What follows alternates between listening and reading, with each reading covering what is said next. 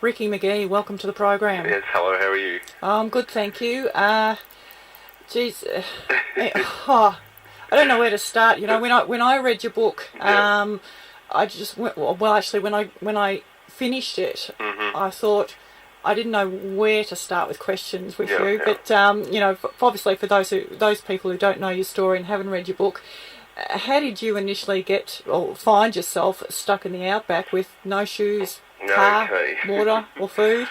Basically, nearly 2 years ago now, I was travelling across Australia to a job interview from Queensland to Port Hedland in the Western Australia side of town, and I happened to be crossing through the centre of Australia, the Northern Territory, on a road called Bunteen Highway in the Tanami Desert, and I stopped to help some people who are allegedly or pretending to be broken down, and I let one of them in my car, and he's slipped something in a drink that I had beside me, and I ended up getting drugged and robbed and left for dead in the middle of the desert, and basically, managed to survive for 71 days, eating frogs and lizards and leeches and other bits and pieces, a few different types of vegetation, things like that. Now, there's a bit of your background in the book. Yes. You sort of come across as sort of a street smart kind of guy. Yeah. Why on earth did you stop for these blokes? Well, I mean, I'm generally nice by nature, and I'm 6'3". Back then I was 105 kilos, so I was pretty big, and I can sort of look after myself pretty well. And out of the three that were pretending to be broken down, I picked the smallest one of the lot and let him in my car, not thinking, I thought at the end of the day this guy can't put it over me if something happens. But the last thing that ever entered my mind was the fact that I could be drugged in my own car, perhaps in a nightclub or something like that in the city, but out in the middle of nowhere, in my own car. That thought never even crossed my mind. Yeah, so you actually were thinking of the physical danger, Yes. But you just didn't think you'd be Anything drugged in the else. process. Anything else, Yeah. How old were you at the time? I was 36. Oh, okay. Yeah. So what was your state of health at that time? I was fairly, pretty fit. On the ball, so to speak. Thought I could handle myself pretty well. So So what were your first thoughts when you found yourself stuck in the middle of nowhere? What the hell happened, and what the hell am I doing here? How did this happen to me? When I first sort of woke up and found myself sitting there in the middle of the desert with nothing around me, no shoes, no socks, no car, just trying to remember what happened for the first couple of hours, just sitting there in the sun was daunting in itself. And then I sort of think it started coming back to me, what had happened, replaying it over in my head, and then I thought, damn, I better not sit here for too long. There's obviously a road around here somewhere, so I better get up and try and find it. And ended up walking for nearly 10 days before I actually found another road, which wasn't really a road. It was a cattle station road, and sort of went on from there. So how many days, like initially, did you go without water? Well, the first 2 days, I ended up drinking my own urine twice, once on the first day and once on the second day. And for anyone that ever has to do that, make sure you let it cool down first. It's pretty rugged. How did you actually do it? I had boxer shorts on, and I sort of peed into my boxer shorts and then wrung my boxer shorts out in my mouth. And the first time I had to do it was just really rugged because it was still hot, and I didn't stop and think about that too long. But the second time I had to do it, I was a bit better prepared for it, but it still tasted fairly disgusting. So I don't advise it to anyone. But when you find yourself in that position, at least let it cool down first. And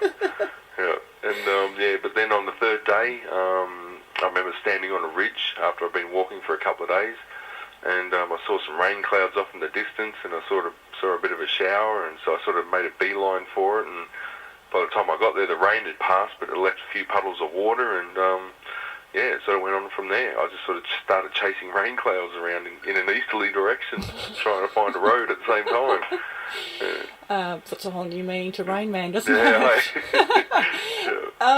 What about your feet and walking? Yeah. Because that was a real issue, wasn't it? It was. was I slashed my feet up something really bad over the first few days, and then I had a pair of shorts and a t-shirt on, so I ended up tearing the t-shirt that I had on in half and wrapping that around my feet, and trying to cut the slashing that I was actually getting walking across rocks and all the splinters I was getting from the shards of grass and stuff like that. And that was about as much as I could do to sort of save my feet a little bit. And just during the day, I'd sort of pull up and try and give my feet a bit of a rest in the heat of the day as much as I could. Until eventually I found the first dam that I came across, where I ended up camping there for 10 days, just to mainly for one reason, just to give my feet a bit of a rest and try and recuperate a bit so I could keep walking. Now, what about sleeping, particularly in the beginning? In the beginning it was pretty rugged because the mozzies out there are horrendous. There's about 10 different types of mozzies that all attack you at the same time, and I remember one night there, it felt like there was just 100,000 of them all sucking a drop each. I felt that depleted the next day, And so I thought, I've got to do something about this. How many days can you go with all these mozzies sucking blood out of you every night? So my main aim after the first few nights of being out there was trying to make a little makeshift huts that best kept mozzies out, or cover myself in mud. Or I remember one time there I came across a little muddy track, and there'd been cows up and down, and while I was rolling around in mud, I sort of had the smell of cow dung all over me as well, but it didn't actually work. So why didn't it work? Oh, they still managed to bite me through all the crap. So it wasn't pleasant. Never had anything so good out there. No, I know, hey.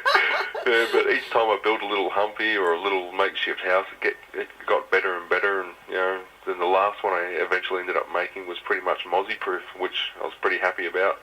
Most nights I had some mozzie proof sleep, so yeah.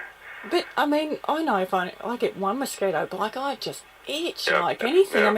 I mean, did it affect you, the bites and everything? At first it drove me crazy. Then it got to the point where I just tried to switch off from it, and I just tried to do as much as I could to try and keep mozzies off me, like covering myself in grass and tree branches, anything that smelt like different leaves off different plants, sort of eucalyptus smell and stuff. I used to rub on myself. I tried all sorts of things over the next couple of weeks to try and keep them off me, but at the end of the day, the best thing that worked was a big hole in the ground and cover the top up and just make sure that I closed it up at night, and it sort of kept them out of my hair.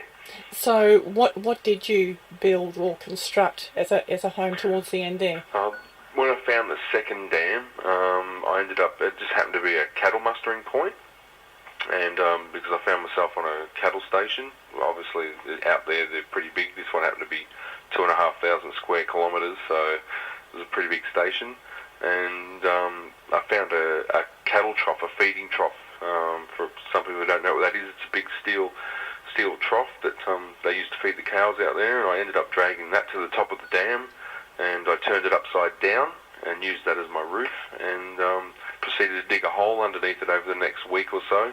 Actually took me about nearly 2 weeks before it was finished, and I dug a hole about 4.5 foot deep, by as wide as the trough, which was about 3 feet wide, by about 7 feet long, which was as long as the trough, and that's what I sort of spent most of my time in, and just covered the ends with mud, bar a couple of breathing holes, so to speak, and the bits of t-shirt that I had wrapped around my feet, I ended up using them for curtains at the end of the humpy, at the end of the trough. And every night on sunset, I used to drop the curtains, and that used to keep the mozzies out at night. So it sort of worked pretty well.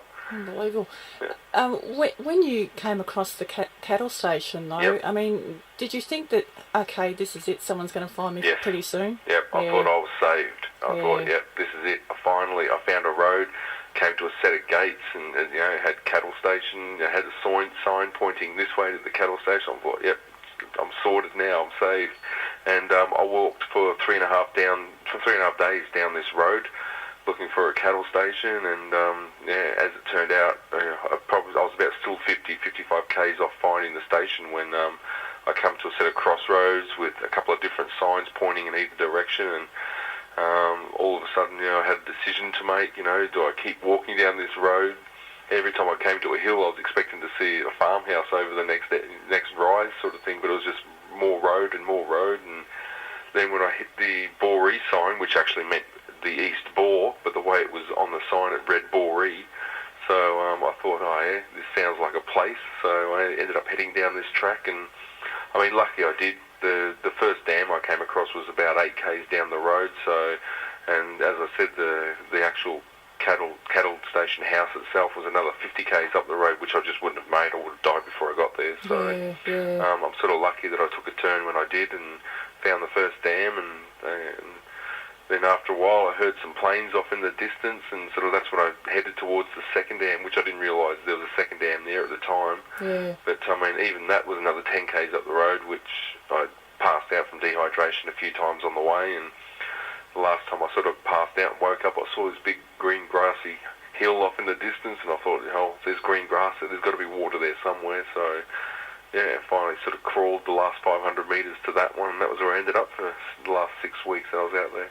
Now, even once you had built your humpy as well, you still had problems, didn't you, when it poured down with rain? Oh, yeah, it was the end of the wet season, but I mean, out there they have, when it rains, they have pretty hard torrential rain, and I basically built my humpy, and I dug all the hole underneath around it, and then one night there, the rain poured in, and the humpy started to fill up. It turned into a bath rather than a shelter, and parts of the sides of the walls sort of were caving in on my head and all around me, and I thought, oh no, here we go, it's all over now, I'm going to end up with this, 50 kilo steel lid coming down in on me, but luckily enough I managed to keep it up in the air, and the next day I ended up digging a lot of mud out from around the dam bank wall and packed it all up around my humpy and made it a little bit more stable, so in case it rained again, which luckily it didn't rain too much again after that, but yeah, it was a bit of a headache in itself.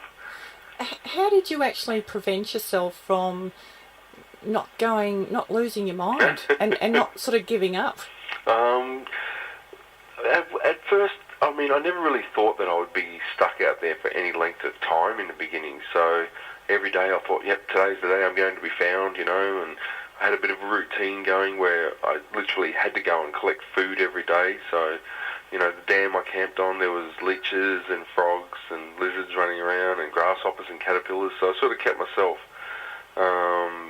occupied thinking about getting food every day. And then I used to think about, different TV shows, Simpson episodes that I've watched, and singing, different songs that I had going through my head, and just the thought of getting out, and actually being found, going over that episode in my head 100 different times, 100 different ways every day, Yeah. What if I'm being, today it might be the day I was found, and maybe I'll get found by a chopper, or maybe the farmer will come along on his motorbike, or in the ute, so just different scenarios going over in my head as to how I was going to be found, It wasn't until sort of like the last a couple of weeks when I'd lost, nearly 60 kilos, and I was sort of looking at myself thinking, well, there's not much left to me, I'm not sure exactly how much longer I'm going to live, So that was when I started to realise that, it looks like I'm actually going to die out here, so, yeah. And at one stage you did have a helicopter hovering quite close, didn't you? There was, at one stage there, I couldn't believe it, I thought, yep, this is it, here comes the chopper. I heard it coming in the distance, and it literally flew within maybe 50, 60 feet in the air from me, and literally straight over the top of me, and I'm out there waving my hands around like a man possessed, and he just flew straight over the top of me. I couldn't believe it. I was swearing and cursing and throwing rocks at this thing that was flying over me. But then I thought, well, I've only been here, a week or so now, and I've already seen one chopper, so shouldn't be too long now before another one flies over. But it didn't actually happen again, so yeah. You've got did your sense of humour get you through it? Yeah, sometimes, I sort of lost my sense of humour after a while. I was like, this isn't funny anymore. It was there for a a little while, but after a while, I started to get a little bit depressed, and it got to the point where I thought I've kept myself alive for however long now, and after all this, it looks like all my efforts have just sort of gone by the wayside, because it just got to the point where it was so hard to get up out of the humpy every day to get food and water, which I had to do. I had no choice. If I missed a day of food or water, then it was a day closer to death, sort of thing. And I was just, I wasn't ready to give up then. I'd already come so far, so. You had a pretty frightening moment with a pack of dingoes as well, didn't you? Yeah, there was. I think they could sense that I was getting thinner and weaker, and there was, for a while there. It was strange. I had one dingo hang around for a while, and he used to actually follow me around for a bit there when I was collecting food and stuff. He didn't seem like much of a threat. And then a couple of weeks later, there's a whole family of them turned up, and they all sort of sat back and watched. I thought, hell, these guys are sort of waiting for me to die, is what it seemed like. I even got a bit worried and went and collected a few rocks from around the area, and every night I used to pack them up around the entrance to my humpy. So I thought, if they do actually get in and have, if I die and they come in and start eating me, at least they won't be able to drag my body out of the hole. So, they'll have to eat me in there and hopefully leave some bones and some remains behind.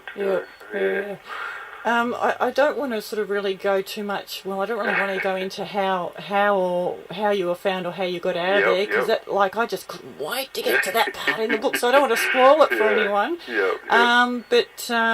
And I couldn't help when I first got the book to go straight to the pictures, and you really do look like someone that's just come out of a you look like a POW, don't you? That's what the senses I'm getting is. I look like I've just stepped out of a concentration camp or something. I just couldn't believe it, and then seeing the other photos of you, I thought it's just not the same person. I know, and that's the funny thing too. When I was found, I mean, I watched. You see your reflection. I saw my reflection in a dam pretty much every day, and it was the first time I'd ever grown a full beard like that, and but you don't actually see yourself properly, and and I watched myself over a period of time get thinner and thinner and thinner, and it wasn't until I was found and they took me back to the station house, and I went to have a shower for the first time in nearly 3 months, and I saw myself in the mirror and I nearly died, because the last vision I had of myself wasn't the person looking back at me in the mirror. I just didn't recognise myself, and that sort of shocked me in itself.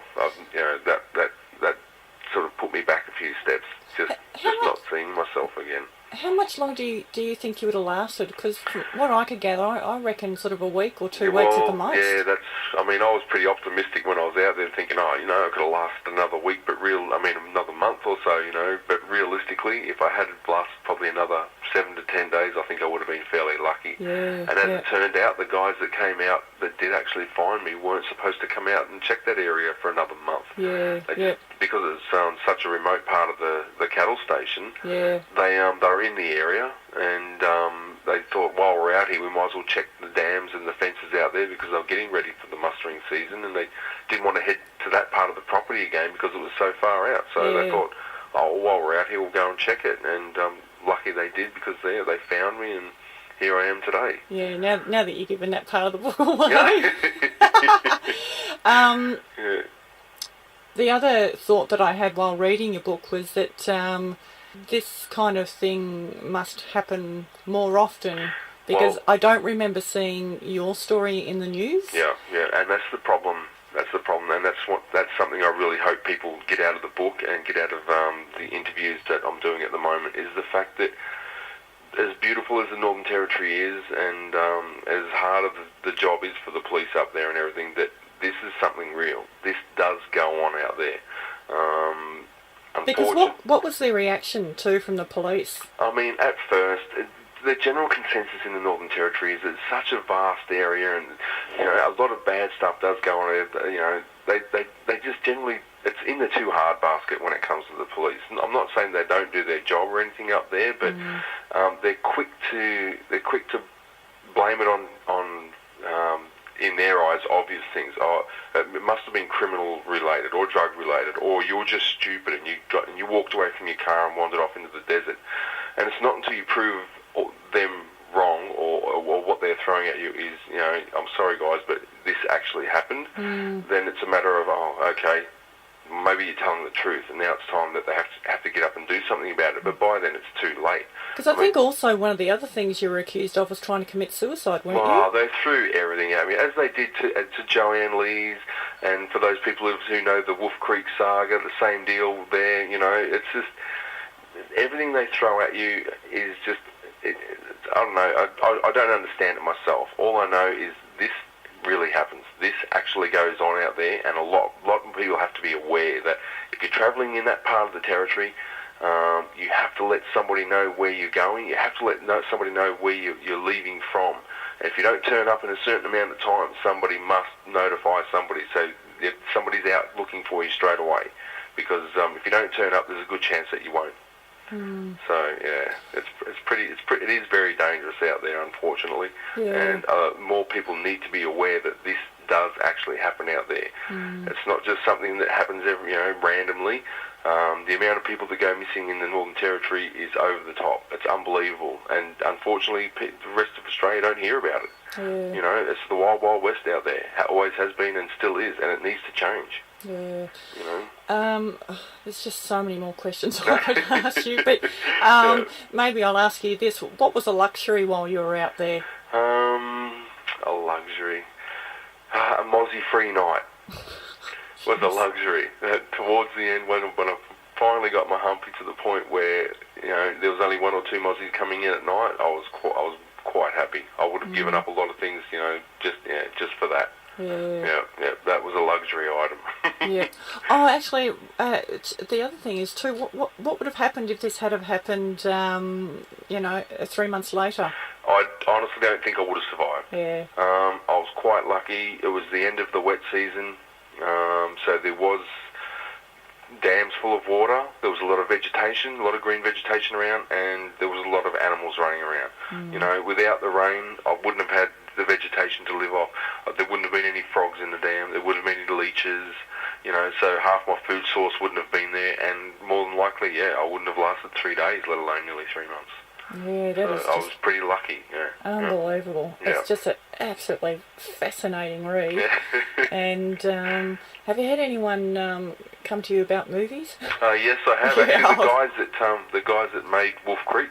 Oh, okay. And there's a few other people who have come to us, but because this is another Aussie ordeal along those lines, we're looking at probably doing something with these guys. Only because they know how to make this sort of movie. Yeah. So, and it is a true story. It is a true, it does actually. The only thing I get across to people out of all this is that the awareness that this does actually happen and something needs to be done about it. Yeah. Then I'm happy. So no, that's fantastic. And look, congratulations on surviving something like that. Thank you very it's just much. Unbelievable, and fantastic that you've written a book about the experience too. Yep. Because you're right, it needs to be told, and people need to be aware of it. Yes. So well, best of luck for the future. Thank you very much. And we look forward to the movie. No worries. Thanks very much, Okay. Ricky. Bye bye. Bye bye.